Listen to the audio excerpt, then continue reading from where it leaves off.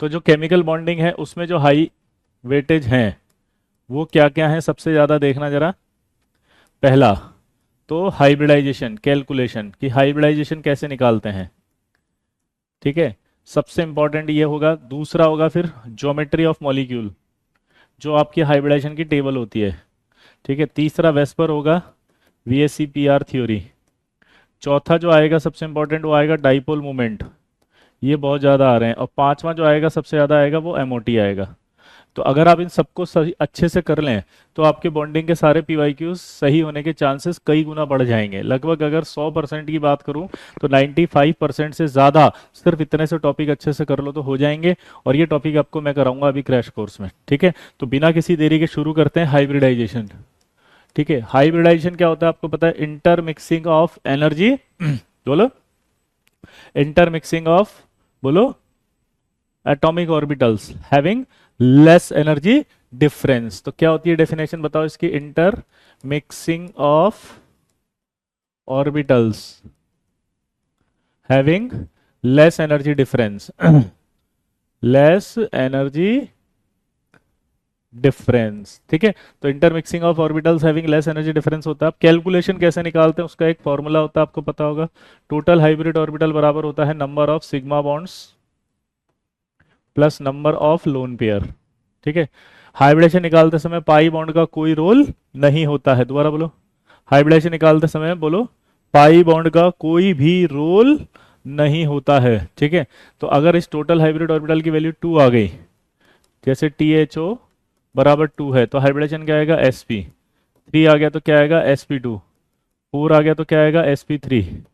5 आ गया तो क्या आएगा? sp3d। 6 आ गया तो क्या आएगा? sp3d2। 7 आ गया तो क्या आएगा? sp3d3। क्लियर है सबको? तो यहाँ देखो आप, टोटल हाइब्रिड ऑर्बिटल की वैल्यू अगर यहाँ से 2 आ गई तो sp है, 3 आ गई तो sp2 है, 4 आ गई तो sp3, 5 तो sp3d, 6 तो sp3d2, 7 है तो sp3। अब कैसे हाइब्रिडेशन निकालना है देखो। जैसे आपसे कहेगा यार BeCl2 का निकालो, तो BeCl2 का हाइब्रिडेशन निकालने के लिए आपको देखना है सबसे पहले इसके पास वैलेंस इलेक्ट्रॉन कितने हैं। तो अब बेरिलियम जो है उसका वैलेंस इलेक्ट्रॉन कैसे निकालूं, तो उसका भी एक लॉजिक मैं आपको बताता हूं। ये आपके दिमाग में आज के बाद बैठ जाएगा। Beryllium, boron, carbon, nitrogen, oxygen और फ्लोरीन, और यहाँ लिख देंगे हम वैलेंस इलेक्ट्रॉन। तो वैलेंस इलेक्ट्रॉन इसमें हमेशा 2 होते हैं, इसमें 3 होते हैं, इसमें 4 होते हैं, इसमें 5 होते हैं, इसमें 6 होते हैं, इसमें 7 होते हैं। क्लियर है सबको? हाँ या ना? तो यहाँ अगर अपन देखें ध्यान से तो क्या होगा जल्दी बताओ। ये आपका BeCl2।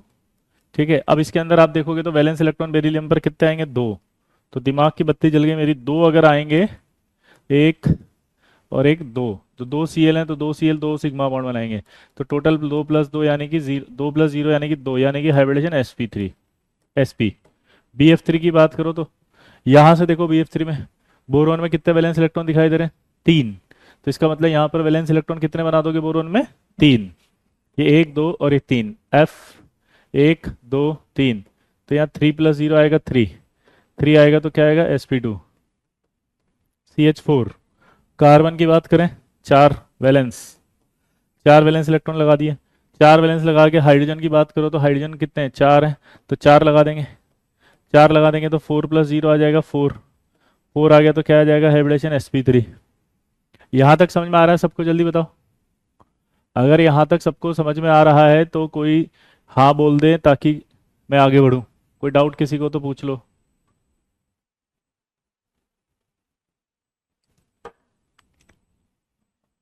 क्लियर है बॉस? मनदीप कह रहे हैं कि सर कल 1.5 घंटे में मैंने 70 PYQs लगा लिए पीरियोडिक के। Thank you. ओ वाह। अगला आएगा PCl5। PCl5 में वैलेंस इलेक्ट्रॉन देखो कैसे निकालेंगे, सुनो। नाइट्रोजन के नीचे ही आता है फास्फोरस। PCl5 की बात करें तो नाइट्रोजन के नीचे ही फास्फोरस आता है, तो फास्फोरस के अंदर भी 5 ही मानेंगे हम। तो ये 5 आगे, 5 आगे तो 5 सिग्मा ही आएंगे। तो 5 + 0 5, यानी कि हाइब्रिडेशन क्या बनेगा? sp3d। SF6 में बताओ कितने वैलेंस है? इधर देखो, ऑक्सीजन के नीचे आता है सल्फर, तो उसमें भी आपको 6 ही मानना है। ऑक्सीजन के नीचे आएगा तो उसमें भी आपको क्या मानना है? 6।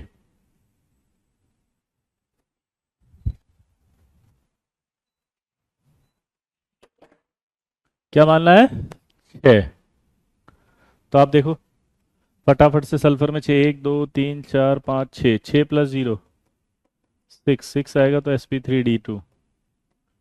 IF7 1 2 3 4 5 6 7, 7 वैलेंस इलेक्ट्रॉन होते हैं आयोडीन में क्योंकि फ्लोरीन के नीचे आएगा। तो 7 + 0 7, यानी कि हाइब्रिडेशन अभी भी क्या बनेगा, sp3d3। कोई डाउट किसी को यहाँ तक? जल्दी बताओ, कर लोगे लल्ला, मचा देगा हल्ला, गली मोहल्ला, ओ मेरे लल्ला। अब ये तो सारे थे ऐसे जिसमें लोन पेयर नहीं थे, अब जाएंगे लोन पेयर वाले जैसे SO2। अब इसको कैसे करेंगे? तो सल्फर पे पहले देखो वैलेंस इलेक्ट्रॉन कितने हैं, 6। तो आपने 1 2 3 4 5 6 कर दिया। ऑक्सीजन डबल बॉन्ड से जुड़ता है, ये ध्यान रखना हमेशा, डबल बॉन्ड से जोड़ दो आप। जैसे आप जोड़ोगे तो डबल बॉन्ड जब भी होता है उसमें एक सिग्मा एक पाई होता है। तो यहाँ एक सिग्मा होगा, एक सिग्मा ये होगा, ये पाई होगा, पाई होगा, पाई को काउंट नहीं करते हैं। एक लोन पेयर होगा, टोटल कितना आएगा, 3, हाइब्रिडेशन sp2। इसी तरह से अगर मैं बात करूँ BCl माइनस या BCl2 माइनस, अब इसका निकालो। तो देखो बोरोन पे वैसे वैलेंस होते हैं 3, और अगर नेगेटिव आ जाए तो एक एक्स्ट्रा जोड़ दो, हमेशा याद रखना। तो कितने वैलेंस हो गए, 4। Cl कितने हैं, 2। तो ये 2 लगा दिए, 2 Cl लगाते क्या हुआ, 2 + 1 यानी कि 3, 3 होने का sp2, 3 यानी कि sp2। कोई डाउट? हाँ या ना?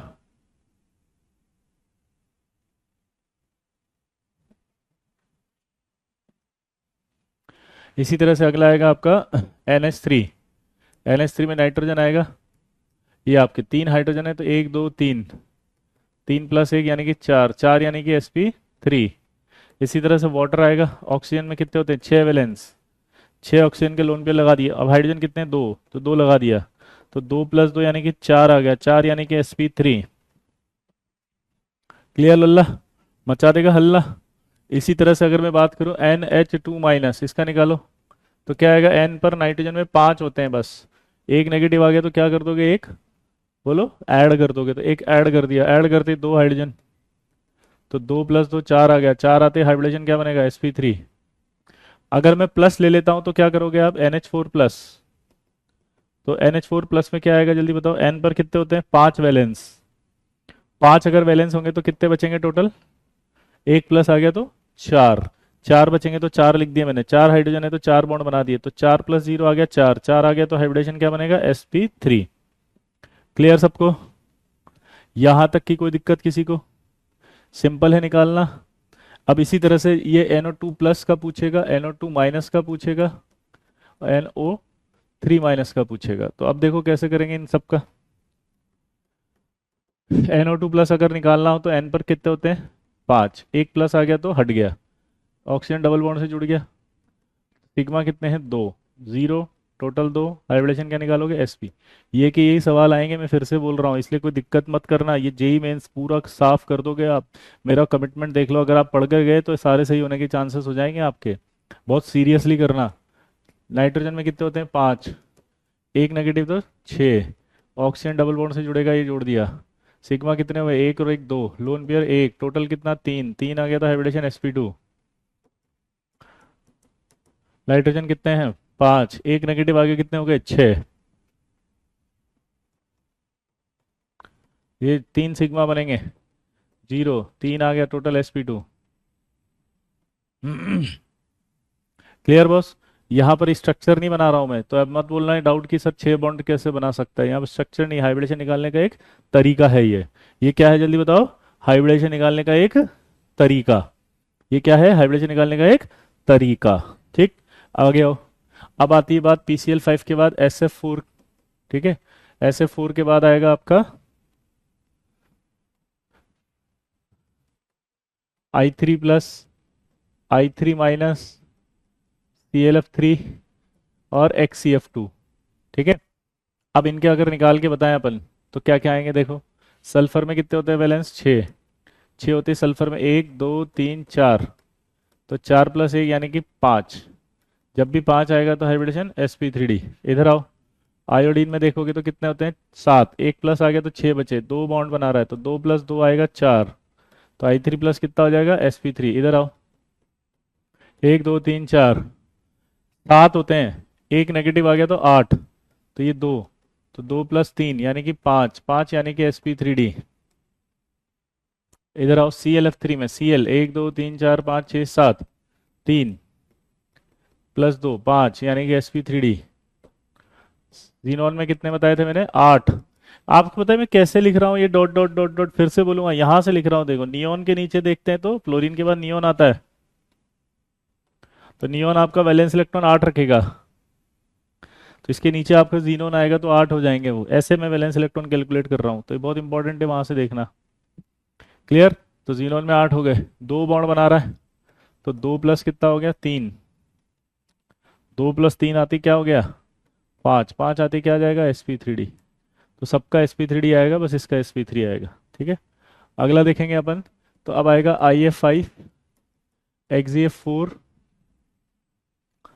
ठीक है, IF5 और XeF4। अब देखो आयोडीन आएगा, 1 2 3 4 5 6 7, 5 है तो ये आपके 5 बना दो, तो 5 + 1 आ गया 6, 6 आ गया तो sp3d 2।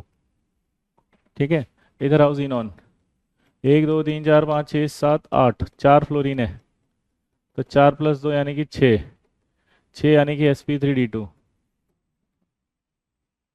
6 है यानी कि sp3d2। हाँ, आज के लेक्चर से जेई मेंस के लिए सफिशिएंट, आज के नहीं एक और लूंगा अभी प्रणव, 2 लेक्चर लूंगा, वो सफिशिएंट होगा अगर आप आईसीयू में है तो। अगर आपको ये सब आता है तो आपको पूरा बॉन्डिंग अच्छे से पढ़ना है, लेकिन अगर नहीं आता, कुछ भी पूरा ही चैप्टर बैकलॉग है, तो ये सफिशिएंट है। Please make my words clearly in mind, क्योंकि आप ऐसा ना हो कि मैंने तब कहा है जब बिल्कुल भी नहीं आता है, तब ये बहुत हेल्पफुल है, कम से कम इतना तो करके जाओ। लेकिन अगर ये सब आता है तो पूरा चैप्टर करके जाओ, क्योंकि वो अगर आपने अच्छे से पढ़ा है तो। ये तो उनके लिए है जो बेचारे क्रिटिकल केयर यूनिट में है, जो ये कहते हैं कि बॉन्डिंग पूरा ही बर्बाद है, तो उनके लिए तो ये वरदान है, संजीवनी बूटी है बे। ठीक है, अगला देखो। IF5 के बाद आएगा IF7। ठीक है, IF7 के बाद XCF5- और XeF6। चलो बताओ,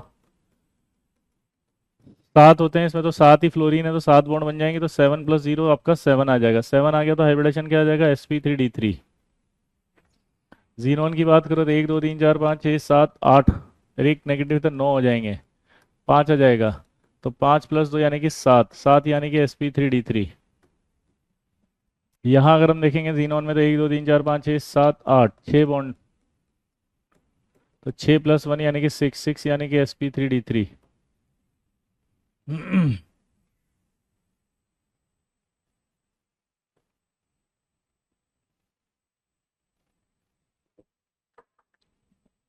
क्लियर हो गया? तो मेरे हिसाब से आपको हाइब्रिडेशन निकालना आ गया होगा। HgCl2 का पूछेगा तो Hg का लास्ट जो होता है 6s2 होता है, यानी कि इसमें 2 वैलेंस इलेक्ट्रॉन आएंगे, 2 वैलेंस इलेक्ट्रॉन आएंगे, तो 2 + 0 यानी कि 2 यानी कि sp हाइब्रिडेशन। अगर आपसे बोले CO2 का हाइब्रिडेशन बताओ, तो C, कार्बन में 4 वैलेंस होते हैं, ऑक्सीजन डबल बॉन्ड से जुड़ता है, जोड़ दिया, तो 2 + 0 यानी कि 2, 2 यानी कि sp।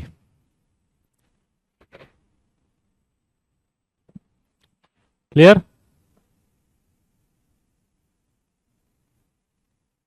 तो इस तरह से आप हाइब्रिडेशन निकालोगे। हाइब्रिडेशन निकालने के बाद इनकी ज्योमेट्री आती है।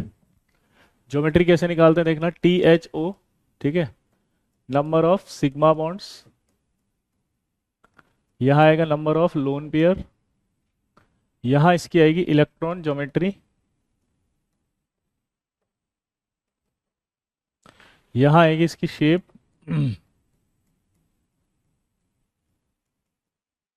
यह ज्योमेट्री, और यहाँ आएगा इसका एग्जाम्पल, यह पहले बॉन्ड एंगल।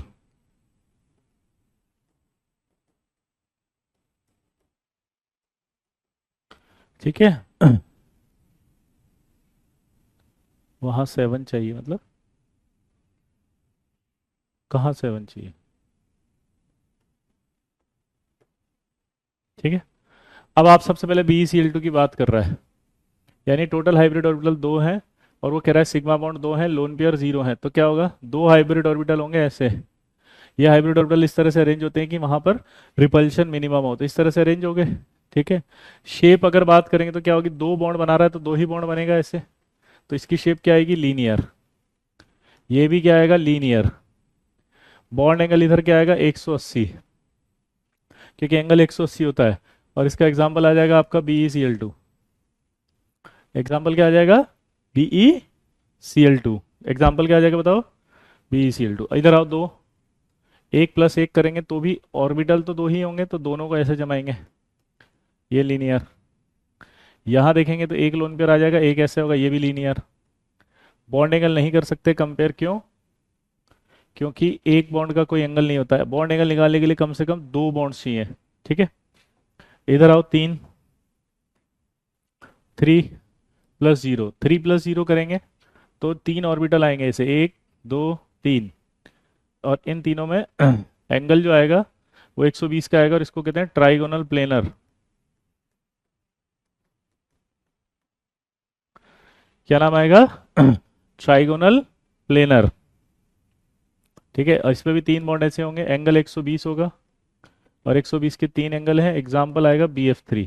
ठीक है, इसी तरह से तीन आएंगे, दो आ गए अगर, लोन पे एक आ गया, तो ये ज्योमेट्री इलेक्ट्रॉन तो अभी भी वही होगी, ट्राइगोनल प्लेनर यानी TP। पर अब एक लोन पेयर अगर रख दिया ऐसे, तो देखो इसको, दो ही बॉन्ड है, अब लोन पेयर रख दिया अगर कहीं पे, तो बॉन्ड दो ही दिखेंगे इसके। और अगर दो ही बॉन्ड दिखेंगे इसके, तो आप देख सकते हो क्या होगा, ये बेंट वी शेप। क्या होगा ये, बेंट वी शेप, एंगुलर। ठीक है, बेंट या वी शेप या एंगुलर। ठीक है, एंगल आपका 120 से कम आएगा, क्योंकि लोन पेयर धक्का देगा। एग्जाम्पल आएगा इसका SO2। किसी एक, अगर तीन, एक मतलब कि एक बॉन्ड हो, दो हो, तो भी TP रहेगी ये तो। ये सिचुएशन आएगी, तो इसको लीनियर कहते हैं। ठीक है, और यहाँ कोई बॉन्ड नहीं आएगा, एग्जाम्पल कुछ नहीं आएगा इसमें।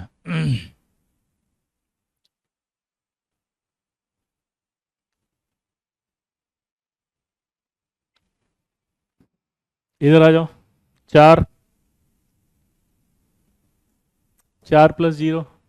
ठीक है, 4 + 0 होगा तो टेट्राहेड्रल होगा, चार ऑर्बिटल इस तरह से अरेंज होंगे कि रिपल्शन मिनिमम हो, तो इसको कहते हैं हम टेट्राहेड्रल। क्या होता है इसको, टेट्राहेड्रल। टेट्राहेड्रल होगा तो चार बॉन्ड आएंगे ऐसे, ये आपका TD। ठीक है, 109.5 आएगा एंगल, और इसका एग्जाम्पल होगा ये CH4। ठीक है, एंगल मैंने पहले लिख दिया 100, या इधर लिख दिया था, 109.5 आएगा। उसके छः एंगल होंगे, कितने एंगल आएंगे, छः। Example CH4। ठीक है, टेट्राहेड्रल को शॉर्ट में TD बोलते हैं, चार, फिर तीन, फिर एक। तो इलेक्ट्रॉन ज्योमेट्री तो अभी भी यही रहेगी। ठीक है, टेट्राहेड्रल। ठीक है ना, और इधर आपका जो आएगा वो आएगा लोन पेयर एक। लोन पेयर एक होने से क्या आएगा, ये पिरामिडल।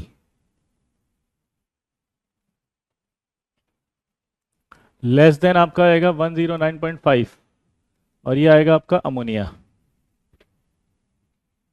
ये क्या आएगा, अमोनिया। चार, 2 + 2,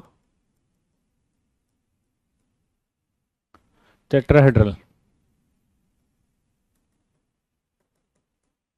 अगर हम ऐसे जमाएंगे दो लोन पेयर आगे, तो इसका बेंट हो जाएगा, वी शेप हो जाएगा, एंगुलर हो जाएगा। ठीक है, और इसका एग्जांपल आपका लेस देन और 1.9 आएगा, और ये वाटर एग्जांपल होगा।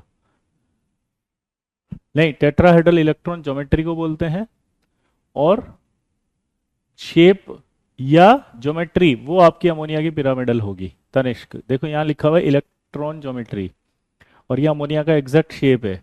तो अगर क्वेश्चन पूछता है अमोनिया की ज्योमेट्री बताओ, बोलो अमोनिया की ज्योमेट्री बताओ। अमोनिया की ज्योमेट्री आपको बोलनी है तो क्या बोलोगे, पिरामिडल, या आप क्या बोलोगे, बोलो शेप पिरामिडल। लेकिन अगर इलेक्ट्रॉन ज्योमेट्री पूछे तो टेट्राहेड्रल। आवेश बेटा आप भूल गए, कुछ भी हो सकता है इसमें। 1 और 2 का एग्जाम्पल ये 1 और 2, BF2 माइनस इसका, इसका दे देता ना, ये लो। ठीक है, आ गया आवेश? ठीक है। तो ये आपको ये टेबल याद होनी चाहिए कि बहुत सारे सवाल आएंगे इसको जेईई मेंस में जब आप करोगे पीवाईक्यूज, और आपके पीवाईक्यू सारे हो जाएंगे अगले भी, जो अभी 2025 में आने वाले हैं, निपटा दोगे उसको।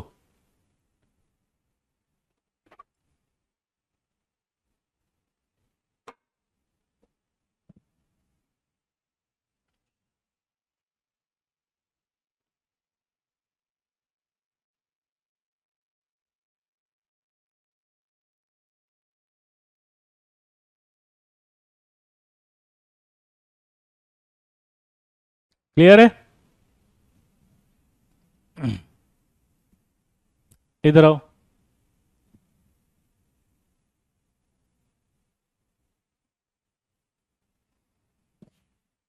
4 आएगा, फिर 1 3 आएगा, फिर टेट्राहेड्रल इलेक्ट्रॉन ज्योमेट्री आएगी इसकी वापस से, और ये अगर आएगा तो यहाँ पर आपका एक ही बॉन्ड है इसलिए लीनियर बन जाएगा ये, और लीनियर का कोई एग्जाम्पल नहीं होगा।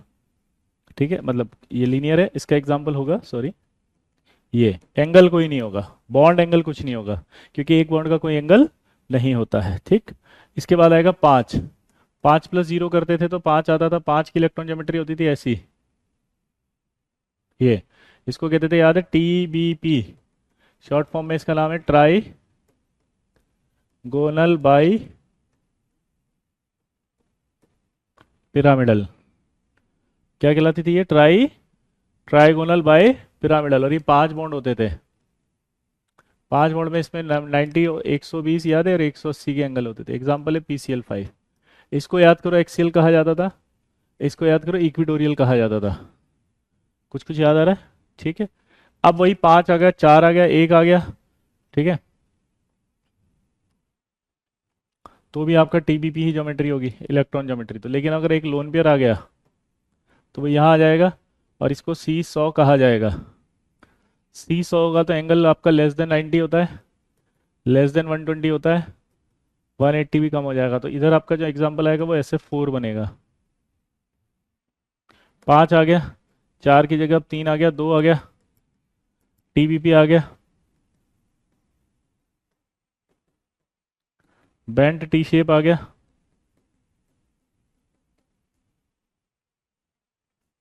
ठीक है। इधर से अगर देखेंगे तो लेस देन 90 आएगा, और इसका एग्जाम्पल आपका ClF3 आएगा। 5 आ गया, ठीक है, फिर 3 आ गया, 2 और 3 हो जाएगा, ये आपका TBP आ गया, और यहाँ एक लोन पेयर और आ जाएगा, और आ गया लोन पेयर, तो ये लीनियर हो जाएगा। देखो इसकी ज्योमेट्री सीस होती, बेंट टी शेप थी, ये लीनियर है। एग्जाम्पल आपका इसका XCF2 आएगा, एंगल आपको दिख ही रहा है 180 बन जाएगा। तो ये सवाल कैसे आएंगे पता है? जैसे बोलेगा XCF2 इसकी ज्योमेट्री क्या है? लीनियर। सवाल क्या आएगा? ClF3 की ज्योमेट्री क्या है? Bent T shape. सवाल क्या आएगा? SF4 का ज्योमेट्री क्या है? C100 या हाइब्रिडेशन क्या है? तो आप बोलोगे sp3d। ये सब मैच दो कॉलम में आ सकते हैं सारे के सारे भर भर के, तो आप निपटा दोगे सबको, लल्ला मचाओगे अल्लाह। देखो फिर से बोल रहा हूँ, ये आएगा बहुत इंपॉर्टेंट, कई बार आ चुका है, ये भी आएगा, ये भी आएगा, ये तीनों भर भर के आते हैं। ऐसे वो I3+ I3- भी भर भर के आते हैं, क्योंकि अगर आप इसको देखोगे तो ये ICl2 भी ऐसे ही होगा, यहाँ देखोगे तो ये I3- भी ऐसा ही होगा, सॉरी, यहाँ ICl2- भी ऐसा ही होगा। तो ये सब आएंगे तो आप कर दोगे ना, गलती नहीं करोगे ना, आप तो टिक लगा दोगे तुरंत। बोलो। 6, 6+0 आएगा तो S ऑक्टाहेड्रल होती है ज्योमेट्री। ऑक्टाहेड्रल को एक लाइन और बोलते हैं हम,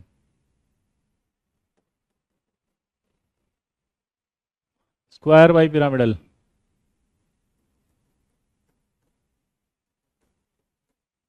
स्क्वायर बाई पिरामिडल, तो ये आपका ऑक्टाहेड्रल हो जाएगा ऐसे 8, 8 होगा तो 90 डिग्री के एंगल आएंगे 12, और एग्जाम्पल आपको पता है SF6। तो अगर आपसे क्वेश्चन पूछे कि SF6 जो है उसकी इलेक्ट्रॉन ज्योमेट्री क्या है, ऑक्टाहेड्रल ज्योमेट्री क्या है, तो भी ऑक्टाहेड्रल है। इधर 6 आएगा, 5 आएगा, 5 और 1 आएगा, तो भी ऑक्टाहेड्रल इलेक्ट्रॉन ज्योमेट्री। लेकिन अब एक लोन पेयर आ गया, तो ये आपका, ये लोन पेयर आते हैं, इसका नाम हो जाता है स्क्वायर पिरामिडल। ठीक है, और यहाँ आपका लेस देन 90 हो जाता है, और ये एग्जांपल आएगा IF5। ये बहुत फेमस आपका सवाल आएगा IF5, कि IF5 में क्या होता है, तो टिक लगा दोगे IF5 में, जल्दी बोलो। IF5 square pyramidal. इसी तरह से 6+4+2 आ जाएगा ऑक्टाहेड्रल। ठीक है, अब दो लोन पेयर आ गए, दो लोन पेयर आते हैं, इसको क्या बोलते हैं हम, स्क्वायर प्लेनर। क्या बोलेंगे इसको बताओ, स्क्वायर प्लेनर। अब स्क्वायर प्लेनर आएगा तो एंगल क्या आएगा, 90। और ये एग्जांपल आएगा XEF4, ये भी भर भर के आता है XEF4 भी। तो ये XEF4 आ गया, IF5 आ गया, ये भर भर के आएंगे, तो आप इनके सिर्फ ज्योमेट्री के नाम लिखने हैं, आ जाएंगे ना भाई, कर दोगे। 7, 7 में 7+0 आएगा तो पेंटागोनल बाई पिरामिडल है ये। 1 2 3 4 5, ये 6 और ये नीचे 7, तो इसको बोलते हैं हम pentagonal bi pyramidal pentagonal bi pyramidal में PBP आएगा। हम्म, और यहाँ पर आपका देखो PBP आएगा, तो ये भी 5 बॉन्ड ही बनेंगे। ये 90 आएगा, 72 आएगा, 180 आएगा, और ये एग्जांपल है IF7। तो 7 है, 6 है, 1 है इलेक्ट्रॉन ज्योमेट्री फिर से पेंटागोनल बाई पिरामिडल होगी, लेकिन अब की बार जो लोन पेयर आएगा वो यहाँ आ जाएगा। ठीक है, इसका नाम होता है पेंटागोनल प्लेनर।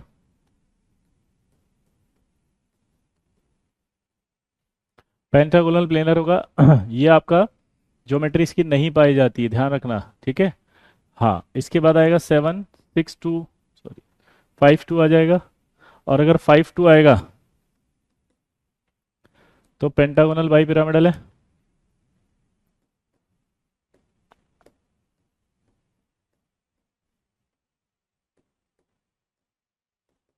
ये आएगा, और इसको बोलते हैं हम पेंटागोनल प्लेनर। ठीक है, और पेंटागोनल प्लेनर का एक एग्जांपल फेमस था XCF5-।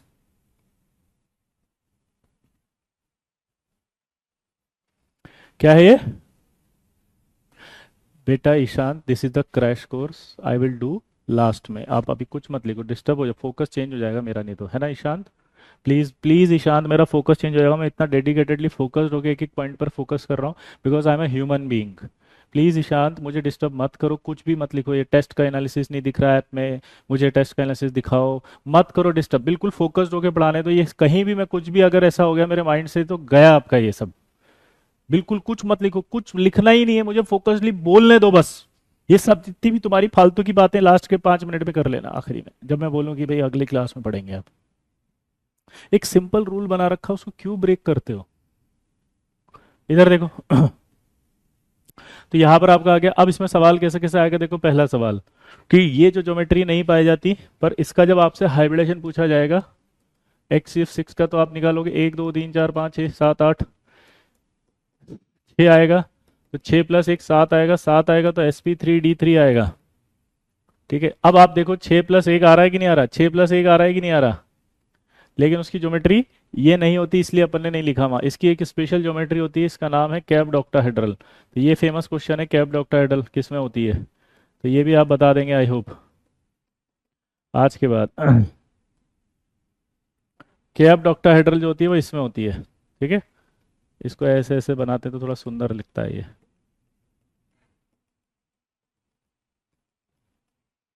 इसको बोलते हैं हम कैप्ड ऑक्टाहेड्रल।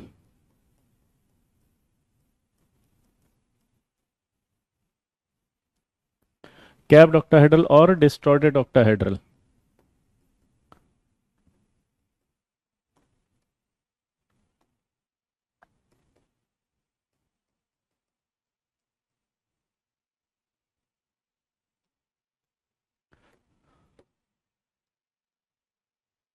इसमें जो लोन पेयर होता है वो स्टीरियो केमिकली एक्टिव होता है, याद है। एक्टिव होने का मतलब होता है वो हर तरफ पाया जाएगा।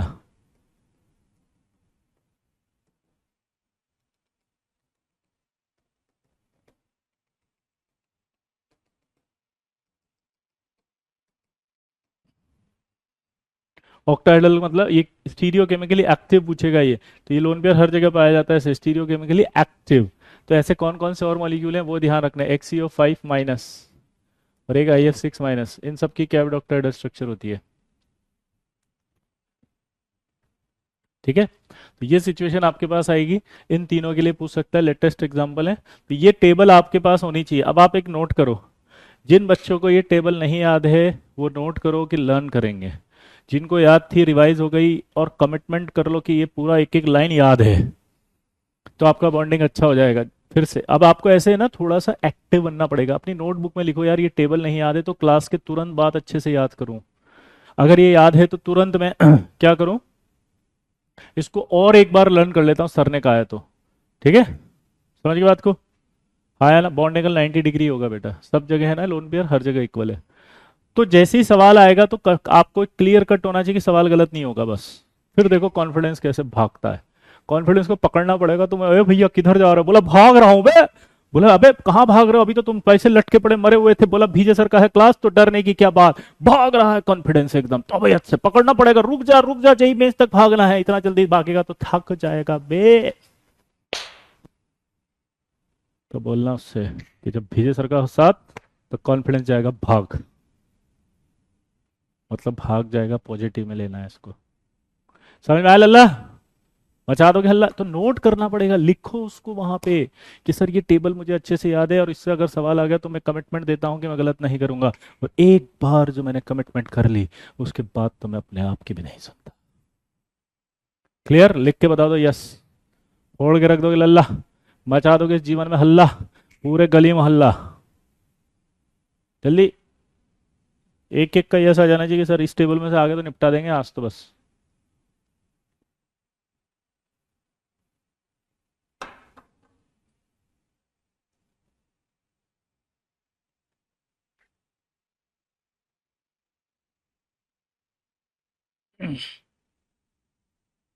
All set. तो हमने क्या करा, टेबल भी पढ़ ली। अब इसी टेबल से आता है डाइपोल मोमेंट, क्योंकि वो भी डायरेक्ट कनेक्टेड है।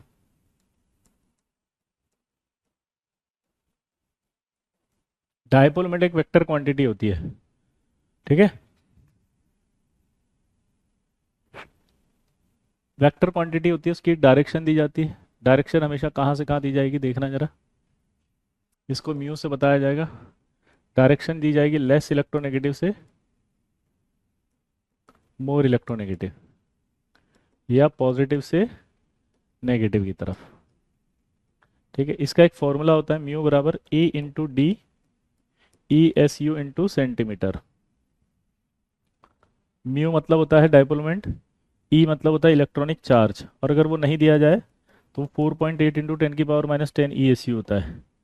डी बराबर होता है डिस्टेंस, एक एंगस्ट्रॉन्ग में दे सकता है, सेंटीमीटर में दे सकता है तो -8। ठीक है, अब दिमाग की बत्ती जलेगी। ठीक, वो ये जलेगी कि dipole moment percentage of ionic character निकालने के लिए यूज किया जाता है। तो इसका एक फॉर्मूला याद होना चाहिए, mu observe into mu theoretical और 100। म्यू जो ऑब्जर्व है वो हमेशा क्वेश्चन में आपको गिवन होगा, और म्यू जो थ्योरेटिकल है वो आपका E इंटू डी से निकाल लोगे आप। ठीक है, इसकी जो यूनिट आएगी वो डिबाई आएगी, और डिबाई जो होती है वो एक डिबाई बराबर 10⁻18 ESU इंटू सेंटीमीटर होती है। एक डिबाई बराबर 10⁻18 ESU इंटू सेंटीमीटर। अगर कूलाम में लिखनी हो तो 3.33 इंटू 10⁻30 कूलाम इंटू सेंटीमीटर होती है।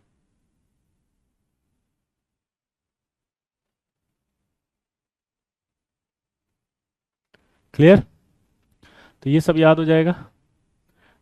ठीक है, अब इससे सवाल कैसे पूछता है देखो, क्वेश्चन पूछता है कि calculate percentage of ionic character,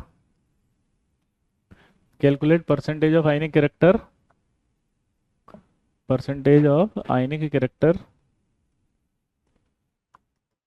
in HCl if mu observe is 1.03 dBi and distance of HCl is 1.275। ये अगर आपको दे दिया तो इससे कैसे करेंगे? अब देखो सिंपल सा, कैलकुलेट ऑफ आयनिक कैरेक्टर पूछ रहा है तो पहले तो फॉर्मूला लिख दो परसेंटेज ऑफ आयनिक कैरेक्टर का। तो परसेंटेज ऑफ आयनिक कैरेक्टर का फॉर्मूला लिखा, और फॉर्मूला लिखने के बाद ऊपर क्या आएगा? म्यू ऑब्जर्व क्या आएगा? म्यू 1.03 डी बाई आएगा, ठीक है। उसके बाद नीचे आएगा ई, तो दिया हुआ नहीं है तो आपने कहा था ई जब नहीं देता तो उसको 4.8 इंटू 10⁻⁻10 लिखते हैं। डिस्टेंस आपका 1.275 एंगस्ट्रॉन्ग लिखा हुआ है। अब देखो इधर ईएसयू है, इधर एंगस्ट्रॉन्ग है, तो पहले तो इसको सेंटीमीटर में कन्वर्ट कर लो। तो ये सेंटीमीटर में आते इसको 8 करेंगे। ये अब ये ईएसयू हो गया, ये सेंटीमीटर हो गया, तो ऊपर की यूनिट डिवाइड दे रखी है तो उसको भी ईएसयू इंटू सेंटीमीटर में कन्वर्ट कर लिया। सेम यूनिट आती है, अब आप कैंसिल आउट कर सकते हो। तो ये कैंसिल हो गया, ये कैंसिल हो गया, ये कैंसिल हो गया। अब इसको सॉल्व करेंगे तो परसेंट वाइज करना है तो 100 से कर देंगे। सॉल्व निकाल लोगे तो आंसर आ जाएगा अप्रॉक्सीमेट जो भी आएगा, ठीक है। तो इस तरह से आप परसेंटेज ऑफ आयनिक कैरेक्टर निकाल सकते हो हेल्प ऑफ डाइपोल मोमेंट। अब जो बात आएगी मेन, वो बात क्या आती है? देखो मेन बात यहां पर ये आएगी कि आपको, ठीक है, सबसे पहले ये निकालना है कि मॉलिक्यूल पोलर है या नॉन पोलर। तो मॉलिक्यूल की सिचुएशन को समझते हैं। अगर हम मॉलिक्यूल देखें तो दो तरह के होते हैं, एक होते हैं डाई एटॉमिक और एक होते हैं पॉली एटॉमिक। चलो बोलो, डाई एटॉमिक का मतलब क्या होता है? दो एटम से मिलकर बना हुआ। दो एटम से मिलकर बना हुआ, अगर वो सेम एटम से मिला हुआ है तो होमो न्यूक्लियर, और अगर अलग से बना हुआ है तो hetero nuclear. Homo nuclear diatomic molecule है, और ये हेट्रो न्यूक्लियर है। होमो न्यूक्लियर उसमें इलेक्ट्रोनेगेटिविटी का जो डिफरेंस है वो जीरो होता है, तो ये नॉन पोलर है। और यहाँ इलेक्ट्रोनेगेटिविटी का डिफरेंस जीरो नहीं होता है तो वो पोलर है। क्लियर? अब जैसे होमो मतलब H2, तो H2 को polar non polar, non polar, N2 non polar, लेकिन यहाँ HCl पोलर, HF पोलर, ऐसे। पॉली एटॉमिक में क्या करते हैं कि सारे का नेट वेक्टर निकालते हैं। नेट वेक्टर अगर जीरो है तो नॉन पोलर है, और यहाँ अगर म्यू नेट ऐसे करेंगे तो पोलर है, अगर नॉट जीरो आ गया तो। क्लियर है सबको यहाँ तक? अब आपको एक एक करके वेक्टर निकालने हैं। जैसे आपसे बोला BeCl2, अब ये पोलर है या नॉन पोलर? तो आपको दिमाग की बत्ती जलानी है कि वेक्टर लेस से मोर जाएगा। दोनों का मैग्नीट्यूड सेम है क्योंकि Cl है, तो मैग्नीट्यूड सेम है तो म्यू जीरो आएगा, और म्यू जीरो आएगा तो नॉन पोलर हो जाएगा, ठीक है। इधर देखोगे तो BF3 है, यहाँ वेक्टर तीन आएगा, एक इधर एक इधर एक इधर, तो म्यू क्या होगा? जीरो। म्यू जीरो होगा तो क्या आएगा? Non polar. इसी तरह से अगर हम बात करेंगे किसकी, अब SO2 की, तो ये SO2 की आएगी तो लोन पेयर है यहाँ पे। अब एक मजेदार बात होती है कि जब भी लोन पेयर होता है उसका direction away from the central atom लेना है, दूर की तरफ, है ना। और कभी भी लोन पेयर वाला वेक्टर बॉन्ड पेयर वालों से कैंसिल आउट नहीं होगा। दोबारा बोलो, क्या बोला मैंने? कभी भी लोन पेयर वाला वेक्टर बॉन्ड पेयर वालों से कैंसिल नहीं होगा।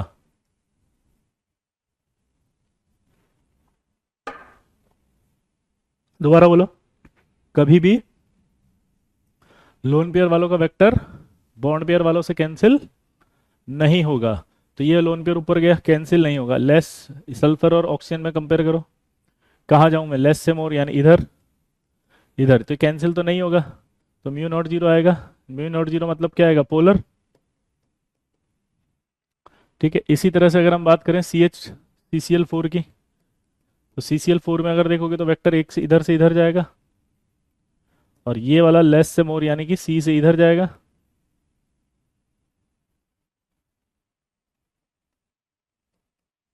तो अगर आप ध्यान से देखो इसको तो क्या दिखेगा आपको?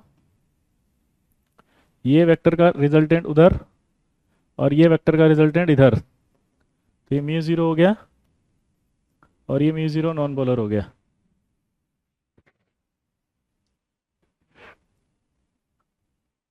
ठीक है ऐसे। अब इसी तरह से CH4 में अमोनिया आ जाएगा, अमोनिया आएगा तो ये लोन पेयर है, ये वेक्टर उधर, इधर H और N में देखोगे तो लेस इलेक्ट्रोनेगेटिव से मोर है, तो ये उधर, तो इसका मतलब म्यू क्या होगा, जीरो, नॉट, पोलर हो जाएगा। अब एक सवाल इसमें बड़ा मजेदार आता है, देखना जरा, ये अमोनिया है और एक NF3 है, अगर आपसे बोले कि कंपेयर करो किसका डाइपोल मोमेंट ज्यादा, तो आप देखो क्या करोगे, इसका भी उधर जाएगा, इस N और F में देख के बताओ, N और F में लेस से मोर, लेस से मोर, लेस से मोर, हाँ या ना।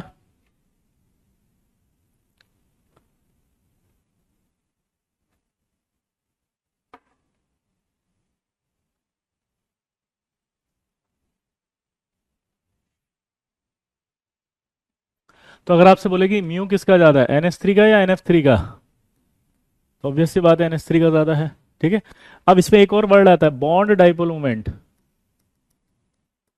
क्या आता है, बॉन्ड डाइपोल मोमेंट। तो बॉन्ड डाइपोल मोमेंट हमेशा कैसे देखते हैं, जैसे N और H है, N और H है, तो बॉन्ड डाइपोल मोमेंट हमेशा डायरेक्टली प्रोपोर्शनल टू होगा इलेक्ट्रोनेगेटिविटी का डिफरेंस। तो यहाँ देखेंगे 3 है, यहाँ 2.1 है, 3 है, 4 है, तो डिफरेंस किसका ज्यादा होगा, इसका।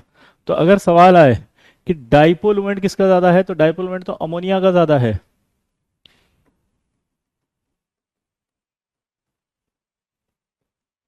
लेकिन बॉन्ड डाइपोल मोमेंट NF का ज्यादा है।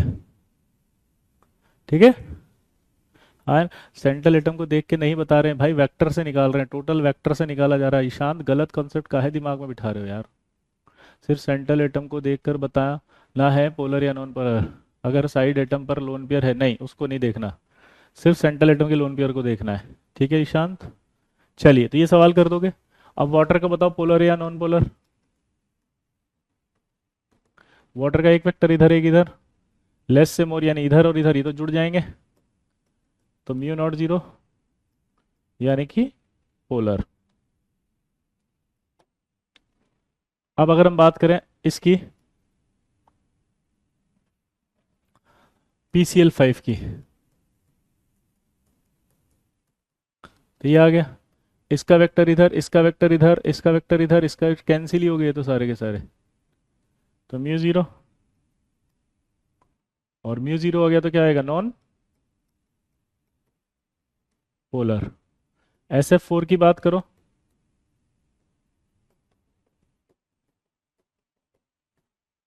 तो ऐसे आएगा, इधर वेक्टर, इधर वेक्टर, ये कैंसिल नहीं होंगे एक दूसरे से।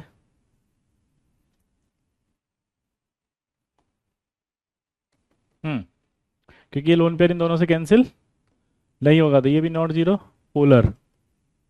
अब SF4 के बाद अगर मैं ClF3 की बात करूं तो दिमाग की बत्ती जलेगी कुछ, ClF3 भी पोलर ही आएगा, क्योंकि ये दोनों लोन पेयर इससे कैंसिल नहीं होंगे, लेकिन अगर HCF2 आता है तो क्या लोगे,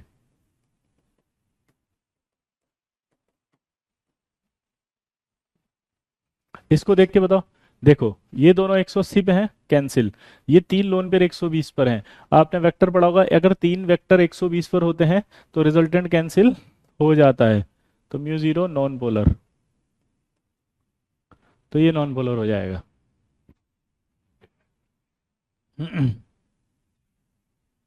क्लियर।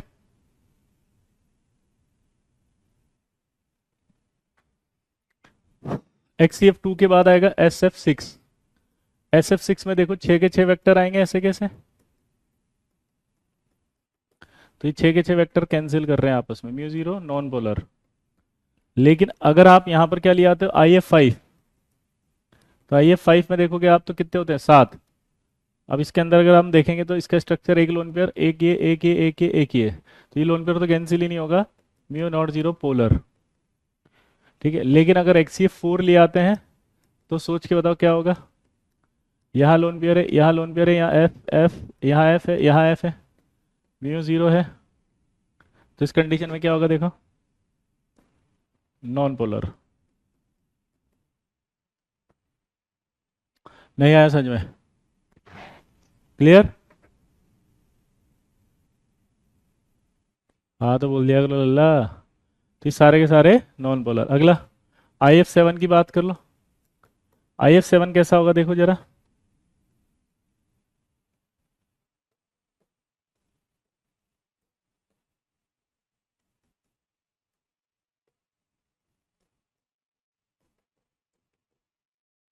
ये इसमें सारे ये पांचों 72 पर कैंसिल हो जाएंगे और ये 180 पे एक दूसरे को कैंसिल कर रहे हैं, तो mu zero, non polar.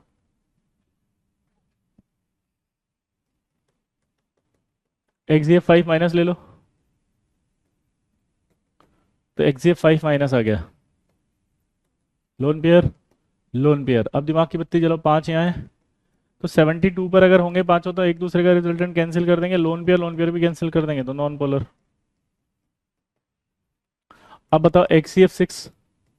XCF6 अभी थोड़ी देर पहले बताया था, इसमें 6 के 6 बॉन्ड थे ऐसे कैसे, ये दिमाग की बत्ती जलाना। ठीक है, यहाँ 6 के 6 बॉन्ड है एक से ऑक्टाहेड्रल में, तो 6 के 6 बॉन्ड तो कैंसिल कर देंगे, और ये लोन पेयर जो है वो हर तरफ इक्वली डिस्ट्रीब्यूटेड है। अगर ये लोन पेयर हर जगह इक्वली डिस्ट्रीब्यूटेड है तो इसका मतलब क्या निकला बताओ। इक्वली डिस्ट्रीब्यूटेड होने का मतलब होता है हर जगह आएगा तो वेक्टर भी हर जगह आएगा, तो हर जगह वेक्टर आएगा तो रिजल्टेंट कैंसिल हो जाएगा, तो ये नॉन पोलर होगा। इंस्टेंट टाइम पर ये पोलर होगा, इंस्टेंट, क्योंकि एक ही टाइम पर एक जगह होगा इसका वेक्टर, तो इसको XCF6 को क्या बोलेंगे, non polar. But instant time पर क्या होगा, ये पोलर। दोबारा बोलो, XCF6 इंस्टेंट टाइम पर क्या होगा, पोलर। अभी क्या है, नॉन पोलर। तो इस तरह से आप पोलर नॉन पोलर पूरे बता दोगे। अब क्या होता है, कुछ ऑर्गेनिक कंपाउंड्स का भी निकालते हैं, तो आपने वेक्टर पढ़ा होगा एक, mu resultant, μ1 plus μ1 square plus μ2 square plus 2 μ1 μ2 cos theta, ऐसा कुछ था क्या। तो जहां थीटा की वैल्यू अगर जीरो रख दो तो म्यू रिजल्टेंट बराबर क्या आ जाएगा, μ1 प्लस μ2, और अगर थीटा की वैल्यू 180 रख दो तो म्यू रिजल्टेंट आ जाएगा μ1 माइनस μ2 मोड। तो यानी कि इस हिसाब से अगर मैं फॉर्मूले से बात करूं तो थीटा अगर बढ़ रहा है ये, तो म्यू रिजल्टेंट घट रहा है। तो ये आपको वेक्टर की बात समझ में आ गई कि अगर इसका एंगल बढ़ेगा तो म्यू यानी कि डायपोल मोमेंट कम हो जाएगा। तो इस बात को अपन ऑर्थो मेटा पैरा से कंपेयर करके बताते हैं, जैसे CL आ गया,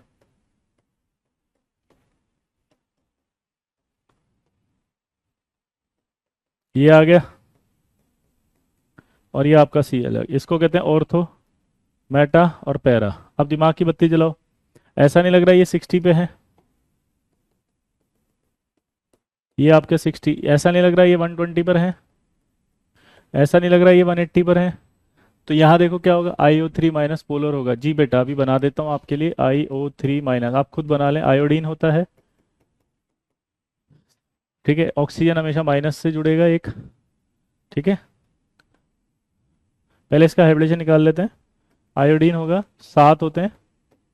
ठीक है, 2 2 4 5 6 7, एक नेगेटिव आ गया, 8, 3 ऑक्सीजन है, तो अब इसमें कितना हुआ, 1 सिग्मा, 2 सिग्मा, 3 सिग्मा, 3 + 1 4 हो गया, हाइब्रिडेशन sp3 हो गया। तो यानी इसका स्ट्रक्चर ऐसा बनेगा कि यहाँ एक नेगेटिव आएगा, यहाँ पर आपके दो, यहाँ दो। अब आप देखो लोन पेयर आ रहा है तो पोलर ही होगा ना ये तो। ठीक है बेटा ईशांत, ये देखो पोलर होगा, वेक्टर तो कैंसिल ही नहीं हो रहा है इसका। चलिए, ये समझ में आया कि एंगल बढ़ रहा है, तो एंगल अगर बढ़ रहा है तो ये एंगल बढ़ रहा है तो म्यू कम होगा, तो ऑर्थो का सबसे ज्यादा हो जाएगा। तो ऑर्गेनिक के कंपाउंड के सारे कर लोगे सवाल ऐसे। अब एक मजेदार सवाल इसमें बनते हैं, ये दो आपको याद रखने हैं। पहला CH3Cl, ये कभी भी आए तो याद रखना, ये गड़बड़ करा देंगे। CH3CF Br CH3I, CH3Cl, CH2Cl2, CHCl3 और CCl4।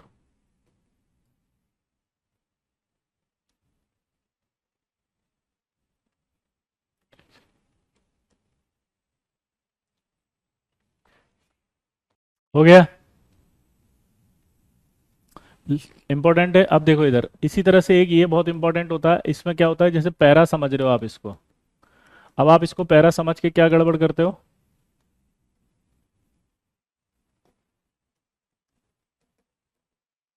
ये पैरा समझ के OH OH दिख रहा है, ये SH SH दिख रहा है,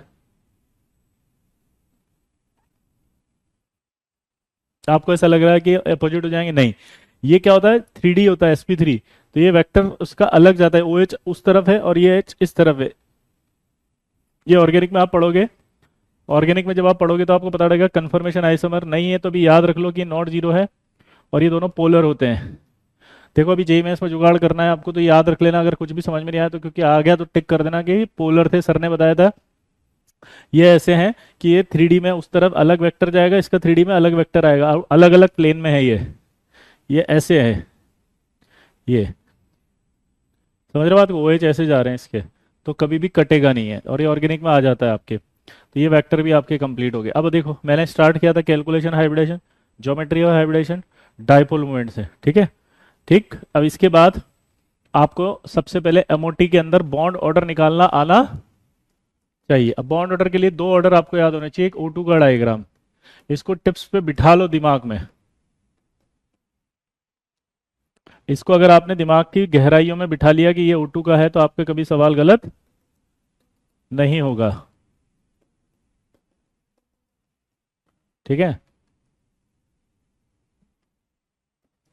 ये आपका O2 का है, इसमें जो नीचे वाले होते हैं वो बॉन्डिंग होते हैं, इसको ऐसे बोलते हैं σ1s, इसको बोलते हैं σ*1s, इसको बोलते हैं σ2s, σ*2s, σ2px, σ*2px, π2py बराबर π2pz और π*2py बराबर π*2pz।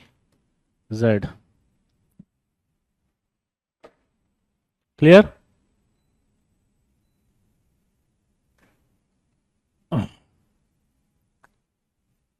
क्लियर है बस? इलेक्ट्रॉन फिल करो इसमें फटाफट से। 2, 2 4, 2 6, 2 8, 2 10, 11, 12, 13, 14, 15 और 16, ठीक है। अब देखो एंटी बॉन्डिंग में कितने इलेक्ट्रॉन है बताओ। ईशान बना के देखना आप, तब ज्यादा करेक्ट आएगा बेटा, है ना, क्योंकि आप जुगाड़ मत करो, ठीक है। चलो बताओ इसके अंदर एंटी बॉन्डिंग में ये स्टार वाले जितने दिख रहे हैं एंटी बॉन्डिंग कहा जाता है। तो फटाफट से बताओ, पहले तो इसका एक फॉर्मूला होता है बॉन्ड ऑर्डर का, और वो होता है ½ -NA, जहां NB बराबर होता है number of electrons in bonding molecular orbital, और Na होता है number of electrons in anti bonding molecular orbital.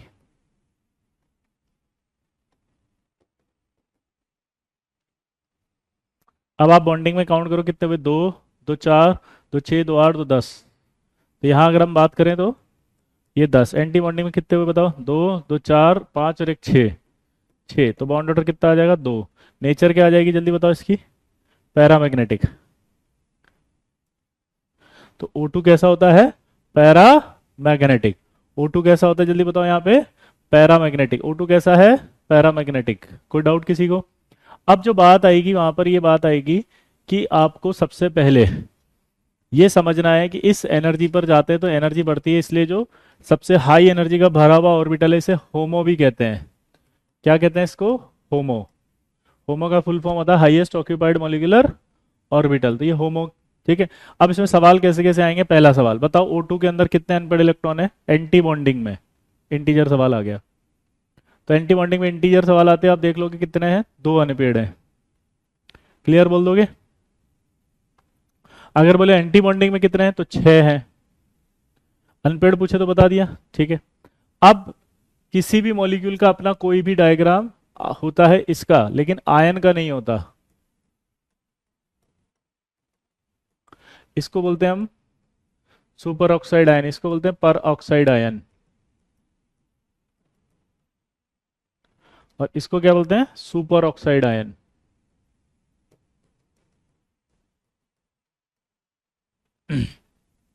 Clear हो गया?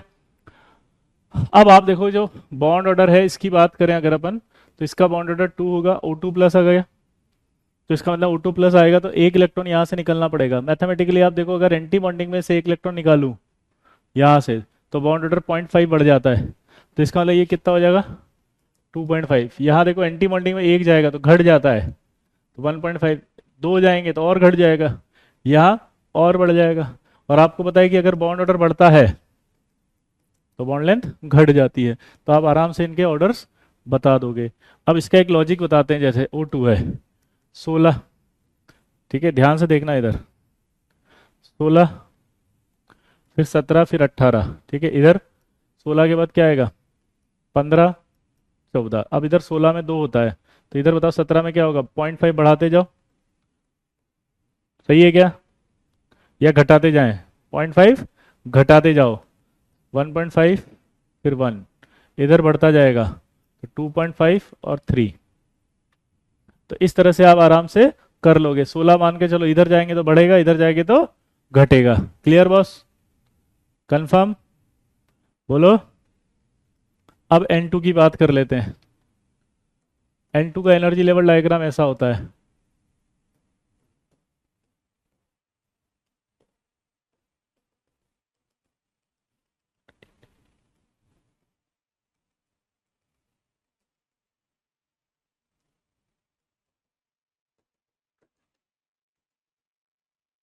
चलो बताओ, 14 इलेक्ट्रॉन भरो। यहां से अगर देखें तो ये क्या आएगा, sigma 1s, sigma star 1s, sigma 2s, sigma star 2s, pi 2p Y, pi 2p z, pi star 2p Y, pi star 2p z, और ये सिग्मा स्टार 2p x। अब दिमाग की बत्ती जलाओ फटाफट, क्या होगा। यहाँ कितने आएंगे, 2, वापस से बॉन्ड ऑर्डर निकालो इसका,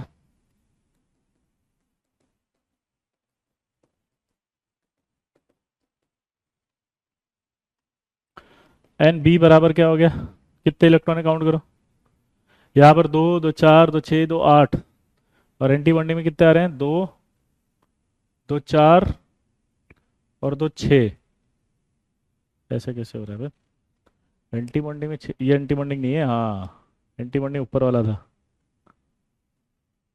ठीक है, तो बॉन्डिंग में कितने आएंगे देखो, 2 2 4 2 6 2 8 2 10, एंटी बॉन्डिंग में कितने हैं, 2 और 2 4, तो 6 आएगा, तो बॉन्ड ऑर्डर 3 आ गया, नेचर डायामैग्नेटिक आ गया, ठीक है, तो नेचर क्या आ जाएगा, डायामैग्नेटिक।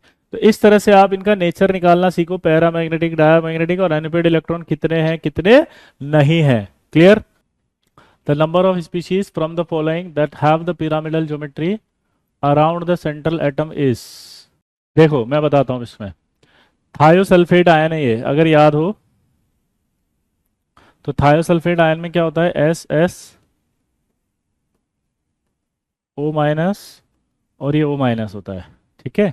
अगर इसको देखोगे तो sp3 आएगा, तो ये तो टेट्राहेड्रल हो गया, 4 बॉन्ड, ये आपका सल्फेट है, अभी बताया था आपको, तो ये भी टेट्राहेड्रल हो गया। SO3 में 6 होते हैं, एक नेगेटिव, एक ये नेगेटिव और एक ये डबल बॉन्ड, तो ये आपका sp3, और ये पिरामिडल।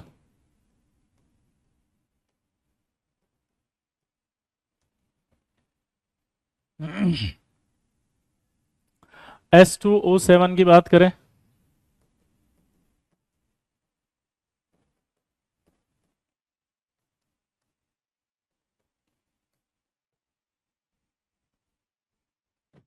अपने आप ही समझ में आ गया, सिर्फ एक ही दिख रहा है ये पिरामिडल, वो भी टेट्राहेड्रल है क्योंकि 4 बॉन्ड है, तो इसका आंसर अपने आप समझ में आ गया आपको, क्या जाएगा, डी, यानी कि ये वाला आंसर है एक। अगला करो, in the Lewis dot structure for the NO2 total number of valence electrons around the nitrogen atom, चलो करो, वैलेंस इलेक्ट्रॉन नाइट्रोजन एटम, देखो अगर मैं इसका लुईस स्ट्रक्चर बनाऊंगा तो ऐसा बनेगा, ठीक है, और ऐसा जब बनता है तो आपको पता है ये सारे इलेक्ट्रॉन काउंट होते हैं, तो इसके अंदर देखो आप, 2 इलेक्ट्रॉन इसके, 2 4 2 6 2 8, टोटल वैलेंस इलेक्ट्रॉन कितने आ जाएंगे इसके, 8, ठीक है। अगला बताओ, ये बहुत अच्छा सवाल है, इसमें आप है ना कंफ्यूज नहीं हो, बस ये जुड़ा हुआ है आपस में, जल्दी करो, सोचो, इसको नहीं आ रहा समझ में, देखो जब इस NiS को HNO3 में डिसॉल्व करेंगे तो ये HNO3 प्लस ये मिला के एक्वारेजिया होता है, और ये जो एक्वारेजिया होता है ना डिसॉल्व कर लेता है सबको, इसलिए NiCl2 बनता है, क्योंकि एक्वा रेजिया की जो रिएक्शन होती है वो रिएक्ट करके NaCl प्लस Cl बनाता है, ये स्ट्रॉन्ग ऑक्सीडाइजिंग एजेंट होता है। तो ये Cl इस Na को उठा के NiCl2 में ले आता है, तो A जो है वो NiCl2 है, और NiCl2 का मतलब हो गया NH4OH। और ये जो आप इसको कंफ्यूज हो रहे हो ना, ये आपका ये वाला कंपाउंड है।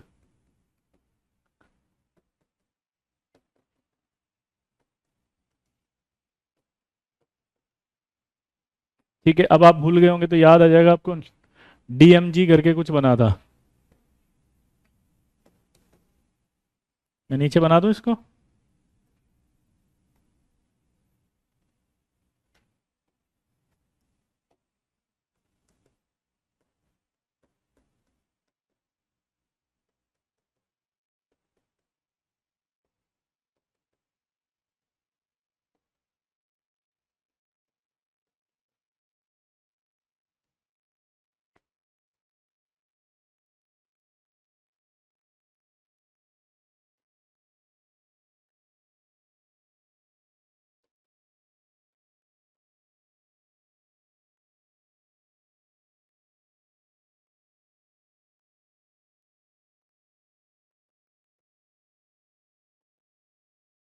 ऐसा ही कंपाउंड बना था, याद हो तो, DMG, रोजी रेड PPT।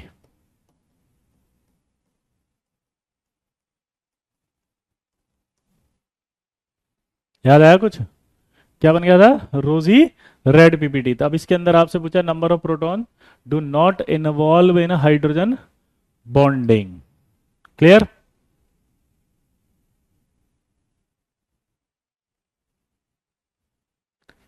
अपने आप दिख गए 12? नहीं दिखे? काउंट कर लो। ठीक है, ये 12। अगला करो। Number of orbitals from the following central atom utilising sp2 hybridisation. करो भाई sp2 हाइब्रिडाइजेशन, अभी सिखाया था sp2 निकालना। फटाफट से बताओ किस किस का sp2 आ रहा है, जल्दी।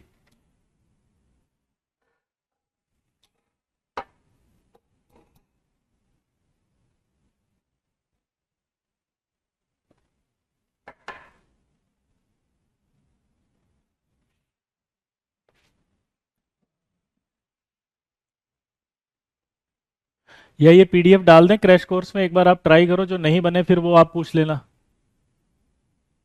बोलो।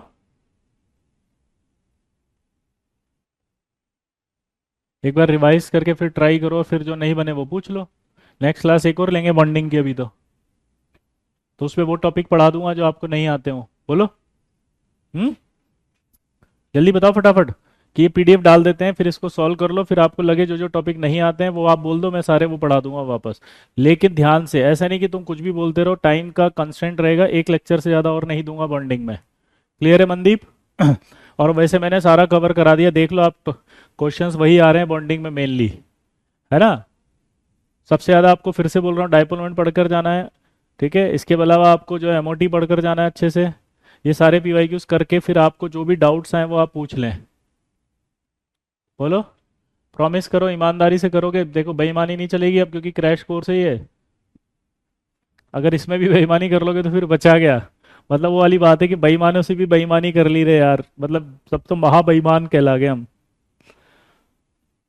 बोलो हाँ है ना, दो ही बच्चों का आ रहा, महेश और मनदीप, बाकी तो कुछ चुप है क्या?